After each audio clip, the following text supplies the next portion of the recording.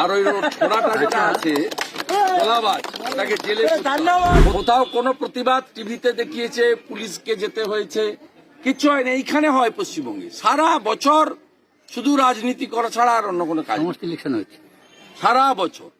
এবং এখানে নন্দীগ্রামে শুধু আমাকে ভোট দিয়েছিল বলে চিল্লগ্রামের দেবব্রত মাইতিকে খুন করেছে, শুধু আমাকে ভোট দিয়েছে বলে।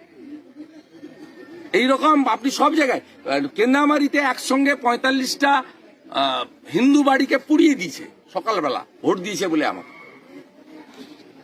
এই পশ্চিমবঙ্গের এই যে অধঃপতন, এই অধঃপতন থেকে মুক্তি পেতে গেলে আমি যেটা 3 বছর আগে বুঝেছি, নন্দীগ্রাম যেটা 2021-এ করেছে, এই রাস্তাতে কলকাতার বাবুরা যবে হাঁটবেন তবে রাহু মুক্তি হবে। আমরা তো ভালো আছি।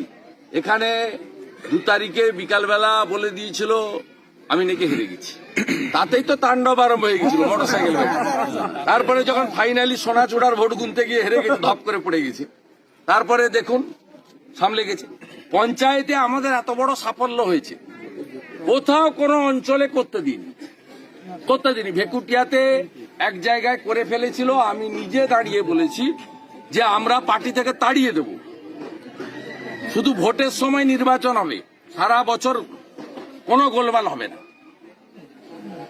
মানুষ নিজেরা মিলেমিশে থাকবো, ভালো মন্দ করে থাকবো। এটাই হচ্ছে সুশাসন দিনে আমাদের একমাত্র এটাই লক্ষ্য, যে আমরা সবাই মিলেমিশে থাকবো, শান্তিতে থাকবো, ভোটের সময় রাজনীতি করব, একে অপরের বিরুদ্ধে বলবো, তো বাকি সময়টা আমরা একসঙ্গে চলবো।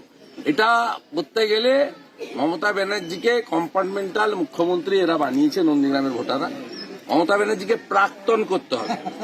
আর ওই ছোড়াটা যেটা আছে তোলাবাজ, তাকে জেলে, তাহলেই শান্তি হবে, নইলে কোনোদিন শান্তি হবে না।